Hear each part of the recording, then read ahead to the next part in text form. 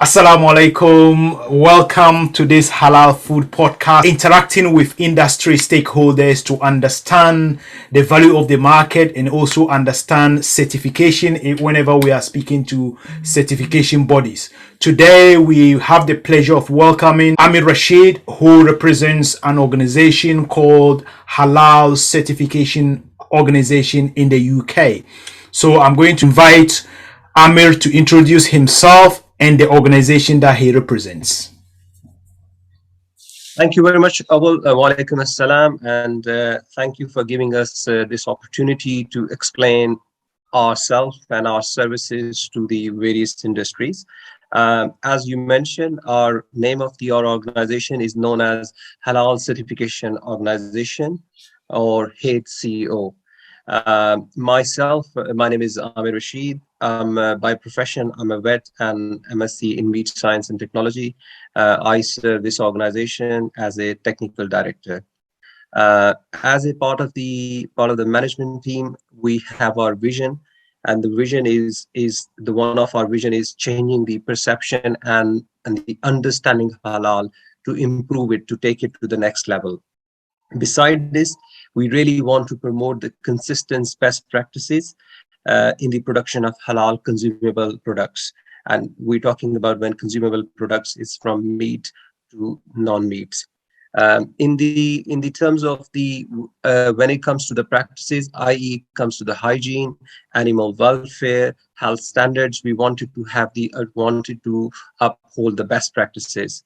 Then as an organization, a group of experts on the both side, on the Islamic side and the technical side, we want to review and implement the best evidence-based practices. We also, as an organization, believe in rigorous self-assessment, internal or externals, to make sure to adhere to the best standards when it comes to the practices. So as an organization, we continuously reviewing our standard and practices, and to serve. It's the ultimate goal is to serve our clients in the best way to produce the halal compliant products. Thank you very much, Amer, for letting us know more about your organization. Now, one of the issues, I work in the meat industry and I work very closely with abattoirs and also meat processors. And one of the areas I see questions being asked time and time again is the way animals are slaughtered. As you know, some standards, some halal standards globally accept different methods of slaughter. Can you just take us through what HCO's position is with regard to slaughter, particularly when we talk about stunning and mechanical slaughter? So first of all, let's tackle stunning. Okay, so to start with the stunning, is one of one of the objective of our organization is also we try our best to promote education and training. We believe the lack of understanding of especially around this subject is not being witnessed at a greater extent within our community and outside our community and globally. So once you understand the process of stunning, then it's probably you will be in a right position to decide is this stunning method is halal compliant or not. So that is what our mission behind the scene, to promote the education and training. And for that, as an organization, we jointly working and accredited by one of the halal compliance training school, which is based in Markfield in Leicester. The school is called CHAT, Center of Excellence in Halal Compliance and Training, where they provide the certified halal compliance trainings to all industries. So that is the first part. The second part, now we come to the question: what type of stunning methods for various species that we Before you go to that, Amer, you've just mentioned about education. Education, we all know, is very important. So educating the public or the consumer on the different methods of slaughter is very important. From your experience, from your estimation, what impact do you think education will have on the consumer? Will the consumer tend to be more stricter or more leaning towards non-stand products or leaning towards stand product if they understand both methods of slaughter properly? Yeah. What do you think would the impact will be? So first of all, we have to understand our religion, the Islam, encourages us to participate into the research and continuously to learn in our life, because nobody is a finished article. So what we are the other teachings of our Holy Prophet, peace be upon, sallallahu alaihi wasallam, is that we need to adopt the best practices, as I mentioned in my first part of conversation. Anything which can improve the animal welfare, the meat hygiene, food standards, food safety, we should, and our scholars, technical people, should continuously to reviewing it and adopt accordingly with their benefits. In the terms of the so far the experience that we have while having the conversation and interact with the community, once the community it does not depends on the education, is the highly educated or less educated or more technical or they're businessman, is once they understand the process, the likely they decide to go with the best practices, and which is the best way to get the answer. They don't go with the stun or non-stun, they go with the best option, But which one is the best option? That's what I'm trying to establish. Both options. If we have the best practices in the non-stun, we have the well-trained slaughterman, and anybody is related with this operation, then is nothing wrong to say that non-stun. But the same if the stun, which so far the scientifically proves in the most of the cases, animal goes through the extra, might be minutes or second extra pain, then of course to avoid it, and I'm sure this is within the in line with Islamic teaching, we can adopt the certain stunning methods which can improve the animal welfare. And let me remind you, animal welfare, scientifically proven, is directly means it means the better meat quality. Even as a vet, I wasn't aware of it until I really become 7-8 year experience within the meat industry. When I really came to know about the religion, this side of the religion side of it, our Holy Prophet already, peace be upon, sallallahu alaihi wasallam, he's already taught us 1400 years ago the certain practices. We remember 5 freedom. That 5 freedom is already being taught to us 1400 years ago. So the principles are there. Those principles were there to improve the animal welfare, to adopt the best practices, and eventually, we didn't know at that time, but we know that eventually it affects the meat quality, and eventually the meat quality means is a business. So farmer works for animal welfare. They loves animal, but at the same time, they're also looking for the profitability as well, and which basically they are in hand in with each other.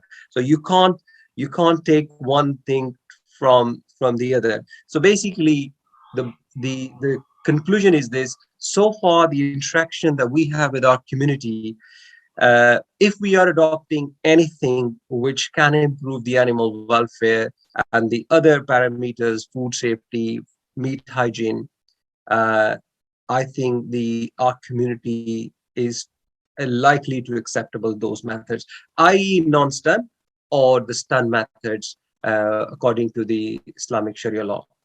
Yeah, but just to clarify that in terms of non-stun is the default method, so it's already widely accepted, or majority of consumers will accept it, or majority of all consumers and all scholars will accept non-stun, because that is the method, the default method of slaughter. So now, if we move to chicken or poultry slaughter, Amer, what's your organization's position? If a processor comes to you and wants to get your certificate, and the processor is doing, say, stunning, would you accept it? Okay, you already said earlier that you would accept it, but what type of stunning would you accept for chicken? And are you accepting mechanical slaughter as well? Okay, so just to add on the first part is the preferred method of non-stun. So basically, there are malpractices in stunning methods and malpractices in non-stun as well. So irrespective of what method you choose, make sure it should be free of malpractices. The animal welfare should not be compromised. But So how can the consumer know? That's the yes, difficulty. yes. Okay, that is what the Muslims as a Muslim community, and we are addressing to a bigger, larger Muslim countries now, and even in this country, in developed countries where we live, we need to encourage, we need to participate into the various research. Thanks, there are some researches have been done. You have conducted a couple of researches around the concept of slaughtering, concept of on around the stunning as well. A majority of what community accept what type of method, but I think we need to expand the number of the number of participants into these studies, and runs the different scientific researches which can prove it further which method is better. And I'm sure in developed country they believe in evidence-based practices, and we can convince them through researches. So that is, as a community, we should be focused on research. So that is one part. The second is, you asked a question about the poultry. Yeah. We do accept non-stun because that is being allowed within the religious community according to the law, in the UK and some other parts of the world as well. And then when it comes to the stunning side of it, we accept the recoverable stunning, which not declared by the technical authorities as stun to kill method. So we accept the water bath stunning. And then the third is the mechanical. The third question you did ask, the mechanical. The mechanical is as a our group of technical experts and Islamic experts. We reviewing it, and if we are certified them, so we audit it on site, and there are certain terms and conditions. For example, there need to be 2 to 3 Muslim slaughtermen need to be on site. The height of blade, the shift has to be start and end by the Muslim slaughterman. The full control has to be in the hands of Muslim slaughtermen, not or women, not in the hands of the FBO or the other non-Muslim staff.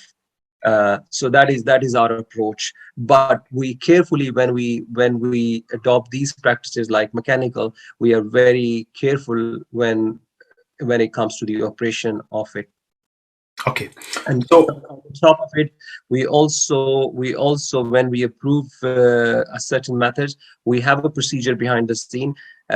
We randomly, or in some places regularly, we have the checks on the slaughterhouses, and we also expect every day to report any dead or decapitation. It means if they cut the whole neck, they need to be declared as the non-halal products. Even in our slaughterhouses where we accepted those chickens who, they cut the whole neck, or it's called decapitation, is not fit for the human consumption, basically. And we get the records every day, every week, and monthly and quarterly. So you can trace anytime. yeah. Yeah, thank you very much, Amir. One of the reasons why some people see water bath stunning as controversial is the fact that they believe that some birds may die as a consequence of the stun.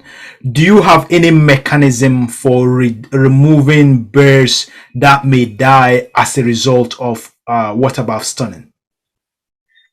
So we know that as a technical person, we know that water bath stun, when you hang the chicken upside down, is a problem. Yeah. Is a compromise on animal welfare anyway. So unfortunately, there is no such method at this moment, which is being practiced and is animal welfare friendly.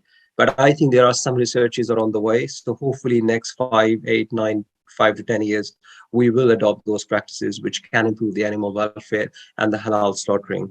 When it comes to your question, the sorry, I've missed it. Removing any mechanism for removing dead birds that Yeah, may birds that may die before slaughter. for us, we need to understand the operation of the slaughterhouse.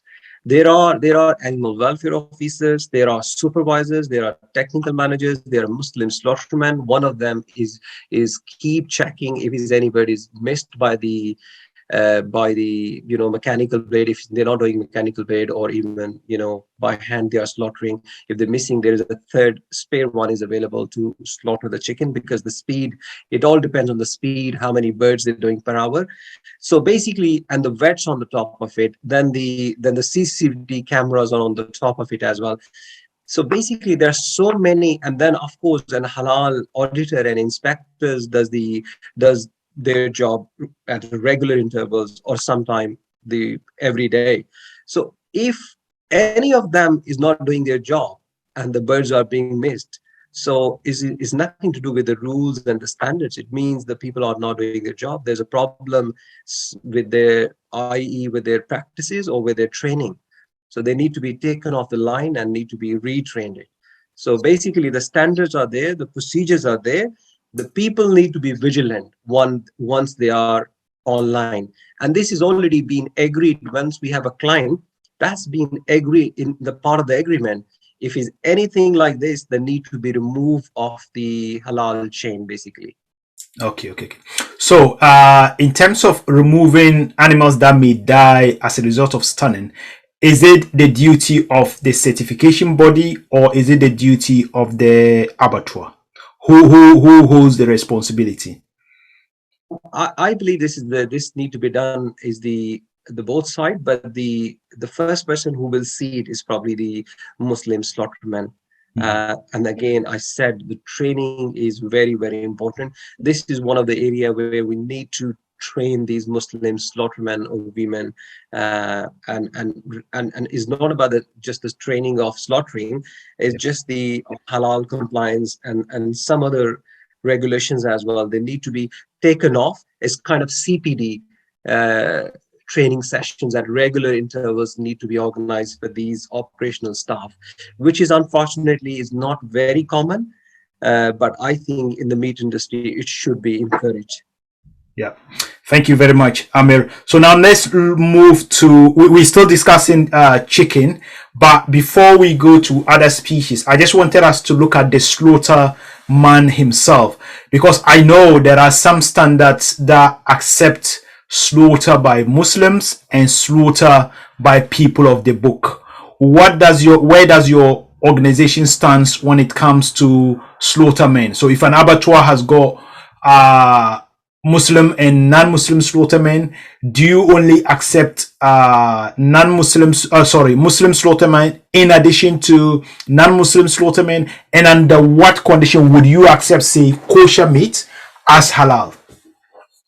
The religion Islam allows us is not me, is not our standard, is not halal industry standards. What the Quran says, what the teaching of Prophet says. If he says these three, the Muslims and the practicing Jews and if Christians, they can slaughter, they can slaughter.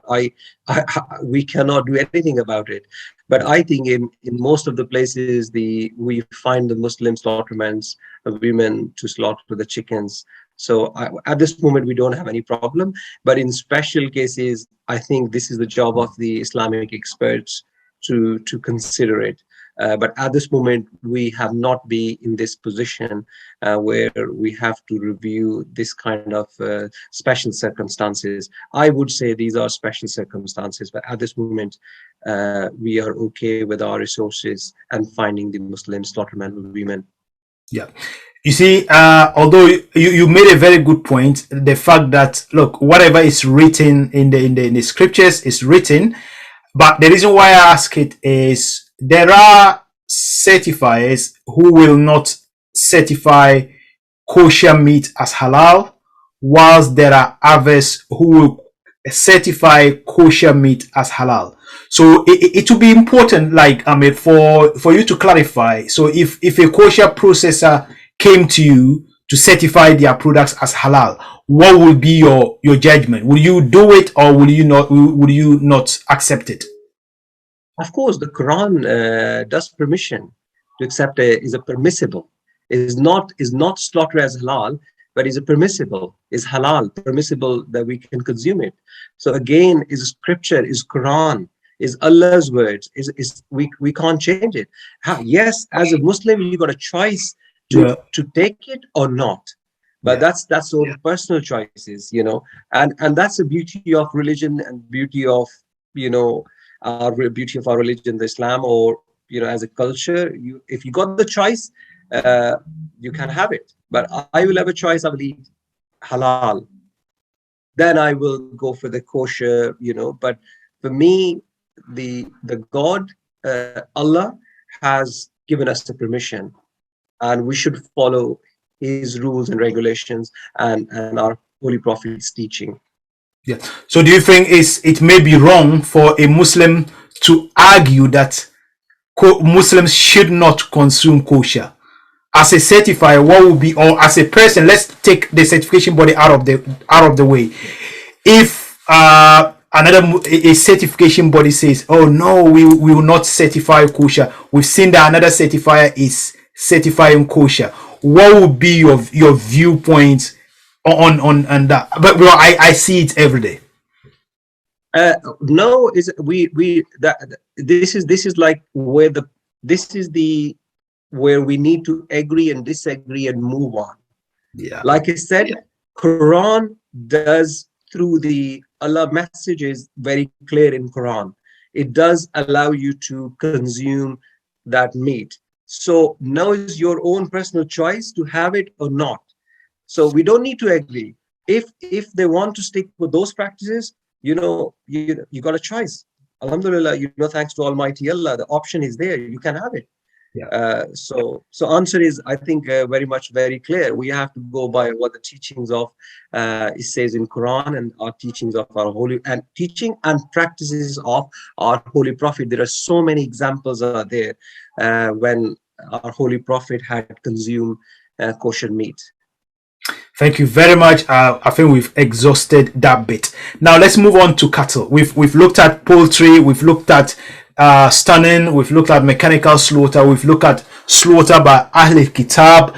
So what about cattle? Which methods are acceptable and which ones are not acceptable? For those listening or for those watching us, there are different methods of stunning cattle. There are so many different methods. So you can either slaughter cattle without stunning, just slaughter the traditional way, or you can stun the cattle with a mechanical device, a gun that is called a captive bolt gun. That gun can be penetrative or non-penetrative.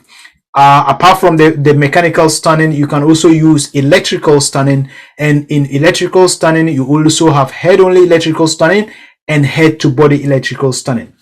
So I want Amir to tell us which ones, whether they accept penetrative and non-penetrative captive bolt, and whether they accept head-only and head-to-body stunning.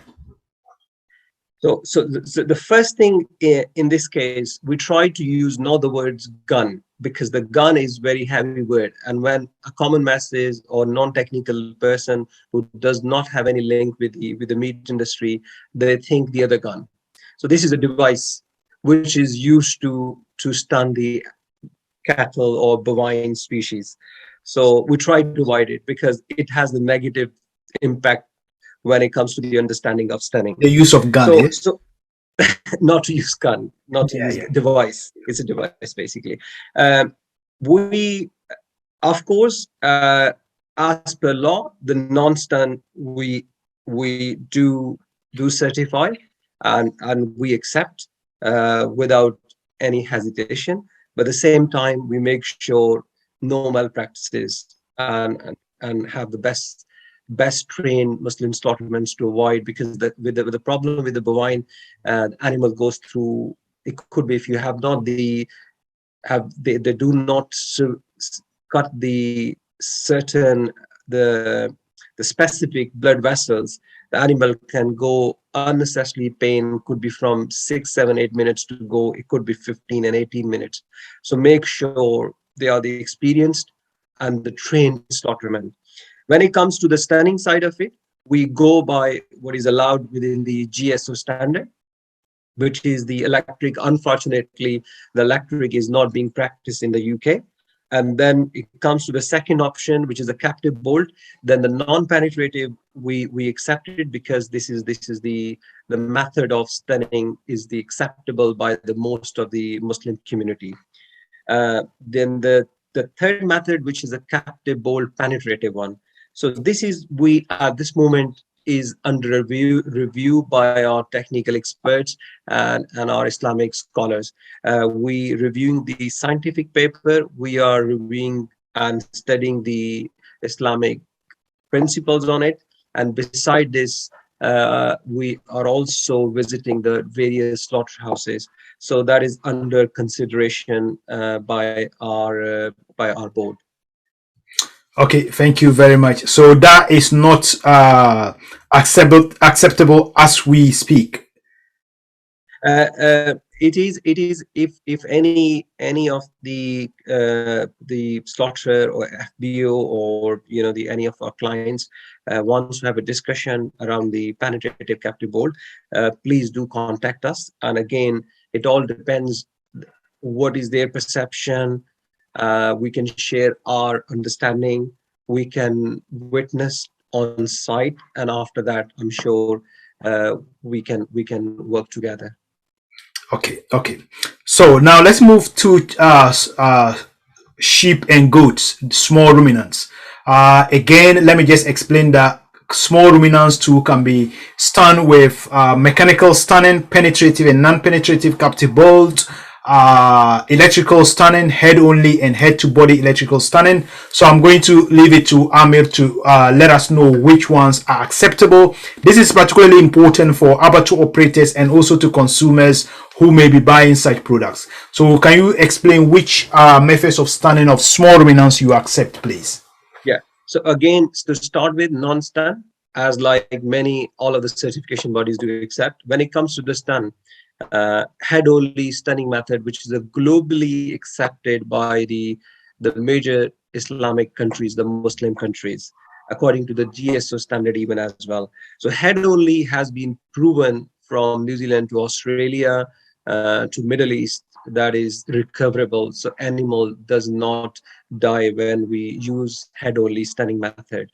Uh, so at this moment, we only accept head only. So we don't accept any other stunning method for wine species because they're all stun to kill methods.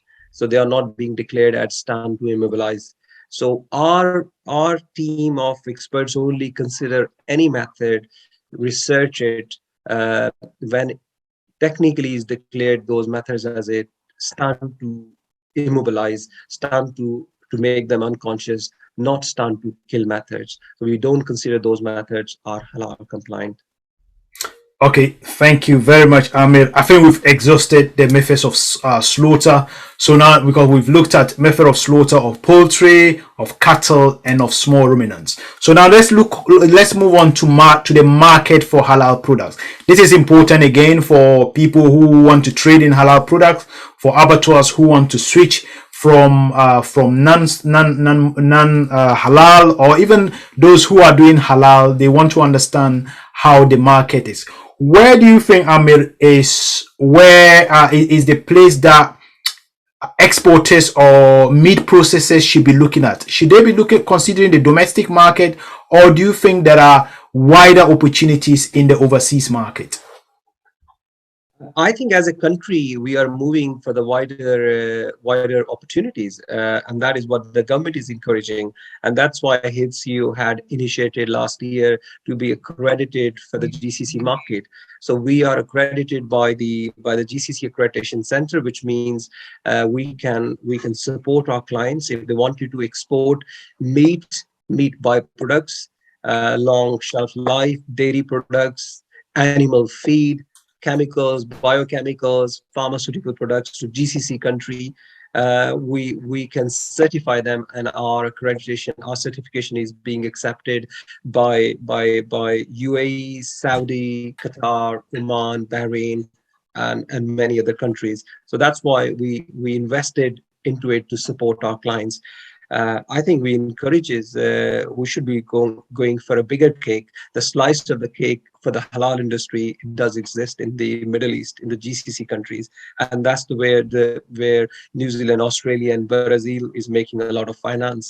So yeah, definitely we encourage our clients and producers to go for the bigger market, which is good for them, good for the our industry, and of course is good for our country. Yeah. And in terms of the certification process, so for instance, let's assume a business comes to you, they want to get certified. Can you take us through the steps they need to go through? And also, how long do you think the process can, roughly how long do you think is going to take? Because somebody may be trying to come into halal certification and wondering, oh, is it going to take 6 months? Is it going to take 2 years?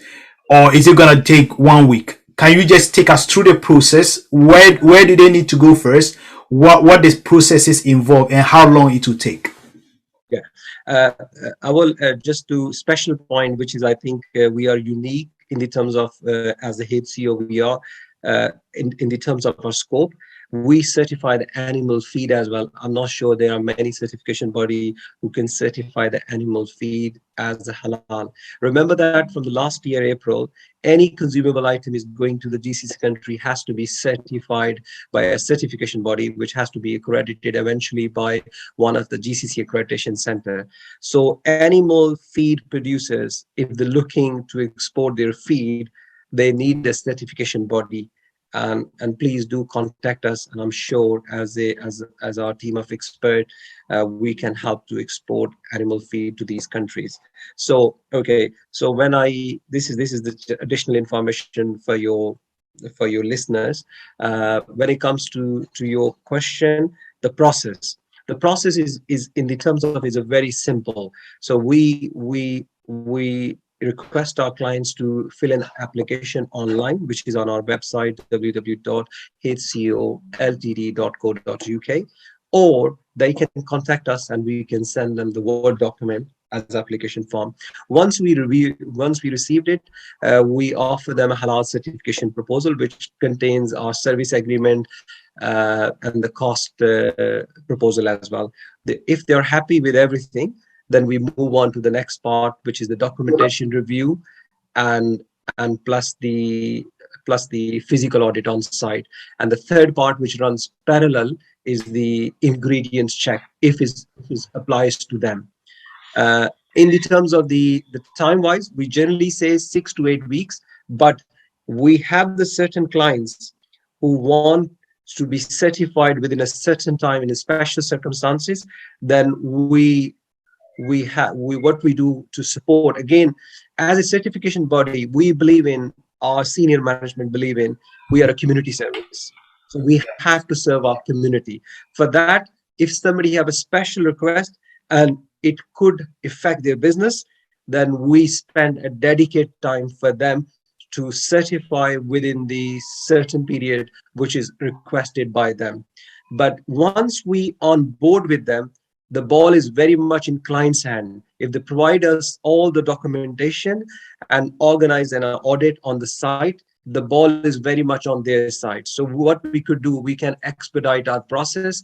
We can put some resources into it. So make sure they get their halal certification as soon as possible. So it could be, we have done in the past, could be from 3 to 6 weeks, or could be beyond it if there's a delay on the provision of the requested documents. Okay, so in terms of the cost involved, is it something that can break a business's bank account, or is it manageable? Is it something that doesn't really adversely affect the businesses? We can't have the testimonial, unfortunately, on this matter, but we are the most cost-effective certification body that exists on this world. Again, we are the community service. We try to help our clients and we want to work alongside with them to promote and have their business. So yes, it's very manageable, and we can have a chat with our clients where, because eventually what we believe in, if any extra financial burden on clients, it goes to the final products, which means it will be paid by the consumers. So we try our best be reasonable on the cost and manageable for our clients. So that's our approach. Okay, thank you very much, Amir, for taking us through your processes and your the cost of your certification. Now let's move on to standardization. In terms of standardization, we know that just before we even go to standardization, in terms of recognition, we know that some certification bodies do not recognize certificates from other certification bodies. You are in the UK, and we know even within the UK, some certifiers will not recognize certificates by other certifiers. Do you have any certifier in the UK that will readily accept your certificates? I mean, we have a collaborations locally and internationally as well. So I think for our understanding is this: if the any certification body which is run by technical experts and the Islamic experts or qualified Sharia experts, we accept their certificate. And where we'll have any doubts, we have a conversation with them. Again, might be something we are missing and we're not finished articles, so we always learn from them. So we keep open our arms, we keep our arms open for them to have a collaboration with many and any certification body which is a reasonable, and they have the proper process for the halal certification. So it all depends on where and what certification body we are talking to. Okay, thank you very much, Amir. Also, I do understand that you work very closely with Halal Consultations Limited.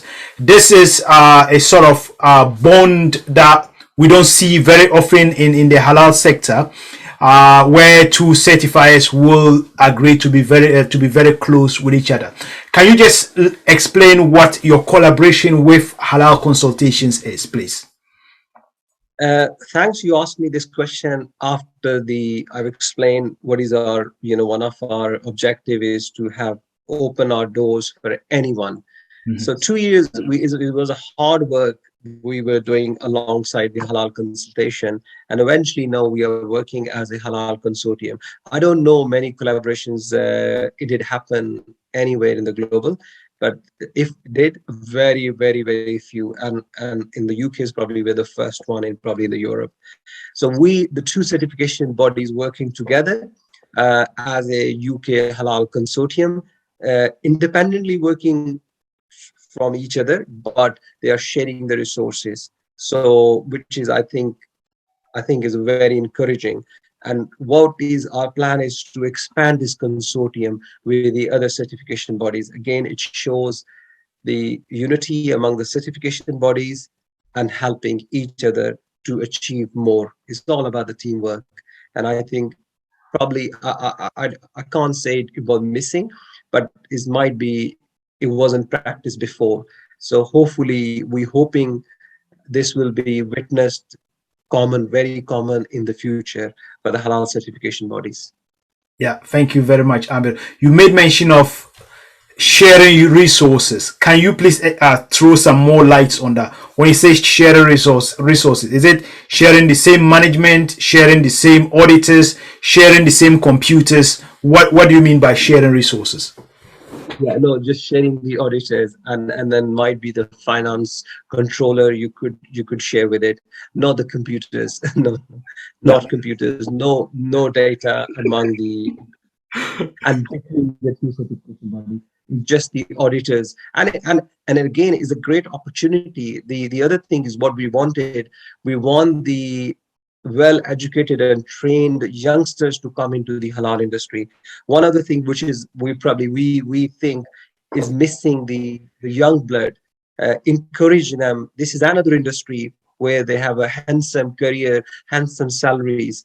They can have it from this industry. So we encourage them to come and join the halal industry. So that is one of the objective when we managed to do the halal consortium between these two certification bodies. Thank you very much, Amir. Hopefully, maybe that may appeal to some other people who may be considering sort of gaining some of your experience in that area. Now, let's move to standardization. As I said, if you consider the standards that are used in the major halal importing countries, so let's talk about whether you're talking about Malaysia, you're talking about the GCC countries, you're talking about Indonesia, or you're talking about Turkey. There are differences in these standards. We cannot hide from it. Some will accept this practice, others will not accept it. So take stunning, for instance, there may be some standards that accept stunning. So Pakistan, for instance, no stunning is acceptable. If you go to the GCC, some types of stunnings are acceptable. Look at some standard, they will not accept slaughter by Ahlul Kitab, that is Christians and Jews. What do you think we can do? Do you think, first of all, that in the next 10, 20, 50 years, we will have a standard that is applicable to everyone in the world? So whether it's used here, so that the halal meat in the UK will be halal meat in the US, in Pakistan, in Saudi. Do you think we are close to getting a global unified halal standard? Yeah, this is a very good question, and we are not going into the political side of it. So Yeah, we yeah. we stay on the bright side of it. The first of all, to have the differences, the positive differences, is the sign of life. That is good to have the differences among the standards.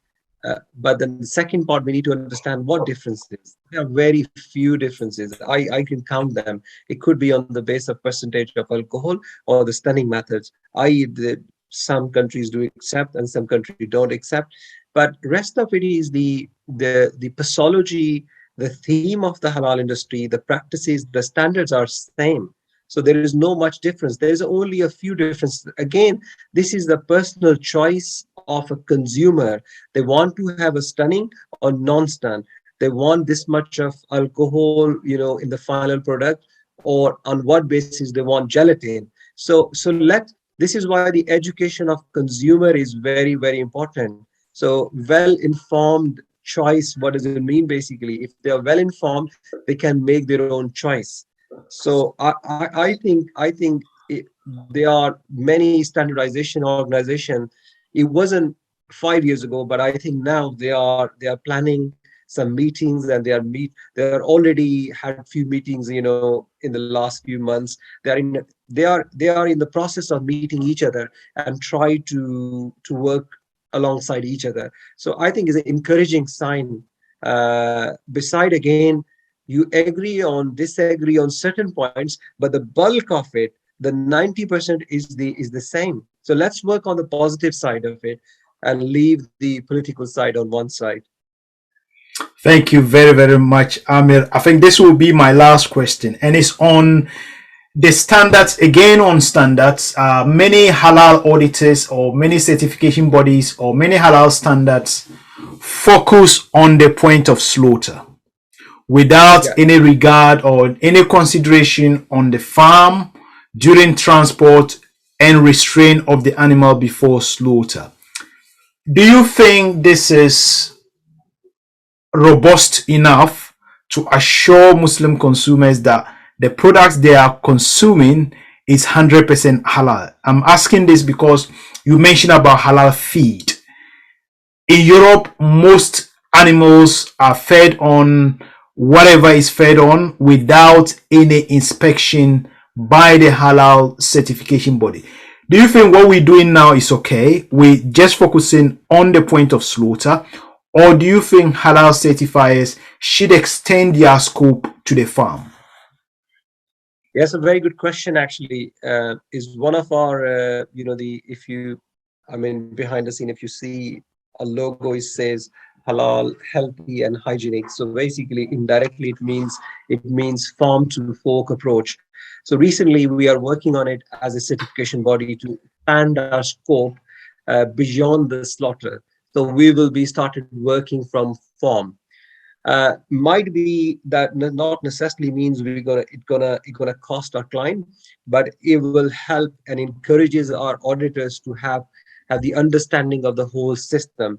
In the UK, because there are various organizations are already working on assurance program at farm level during the transport as well, and plus the companies have their own departments to keep check on their standards. So that's why we believe in behind the scene from before the slaughter, the work has been done. But I think as a halal certification body, it will be a good idea for us from education point of view to start from hatchery, from farm, and then carry on until the last stage of the product. So that gives a complete halal, healthy, and hygienic, which mean in the other words, farm to fork approach. So I think I agree with this idea to expand the scope from again education point of view, and then in the future we can adopt these practices accordingly, whatever the outcomes we achieve through this process. Okay, Amir, thank you very much for spending some time with us and addressing very, very important and key things about key issues around halal, and also taking us through your certification process, and also what products or what processes are acceptable to your organization. Thank you, Amir. We look forward to speaking to you in the future. Thank you very much. Best wishes.